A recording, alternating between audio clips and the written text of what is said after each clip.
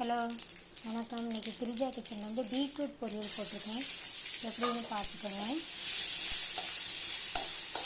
முதல்ல கடுகு உளுத்தம்பருப்பு போட்டு பச்சை மிளகாய் அப்புறம் கருவேப்பிலை எல்லாம் போட்டு வதக்கிட்டு பொடியாக நறுக்கிய வெங்காயத்தை போட்டு வதக்கிட்டு உப்பு போட்டு பீட்ரூட் போட்டு நல்லா வதக்கி மூடி வச்சுட்டு நல்லா வெந்ததும் சால்ட் போட்டு இறக்குனீங்கன்னா சுவையான பீட்ரூட் பொரியல் ரெடி.